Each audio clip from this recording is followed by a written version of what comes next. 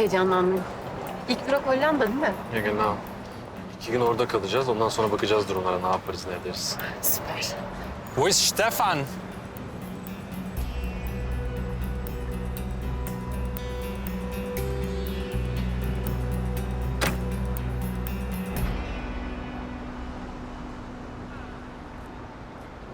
Was soll das?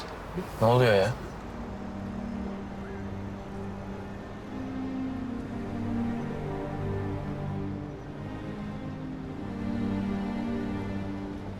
Wer sind Sie? Wer bist du?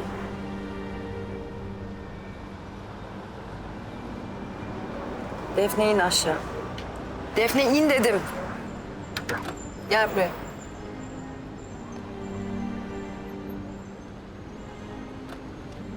Sen ne yapıyorsun ya?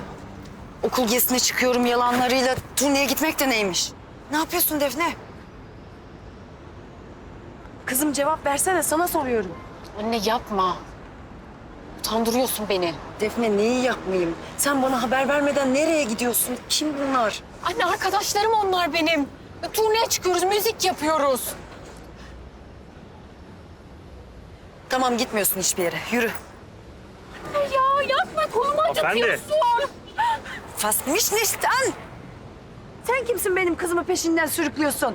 Siz kimsiniz? Senin ailen kim? Anne bitti. Bitti mitte yok Defne. Ya kimse beni sürüklemiyor. Arkadaşlarım onlar benim. Çocuk muyum ben? Ya çocuksun.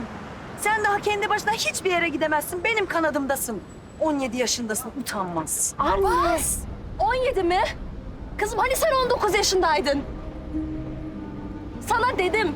Bununla yola çıkılmaz. Başımıza iş açacak. Ben göndermiyorum zaten kızımı sizinle hiçbir yere. Anne ya. Defne! Sen bana yalan mı söyledin? Hayır. Yani biraz. Babamdan izin aldım ben. Babamın haberi var. Ben annemle yaşamıyorum. Annem hiçbir şeye karışamaz. Gidiyoruz. Hadi bin arabaya. Hadi. Hadi yürü arabaya. Hadi. Gidiyoruz binin.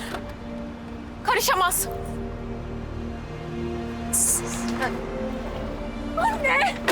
Öyle bir karışırım ki. Ben senin annenim Defne.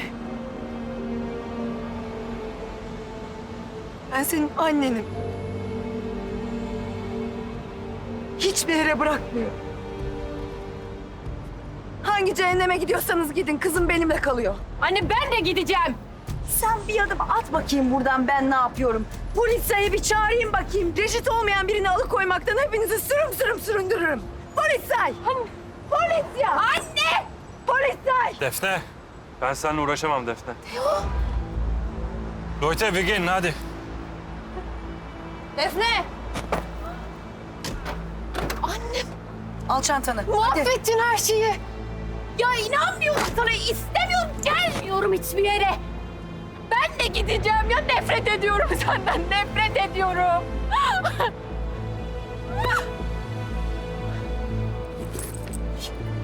Aklın başına gelince şükredersin.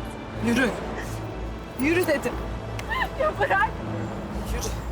Bırak beni. Babama gideceğim ben. Babaymış.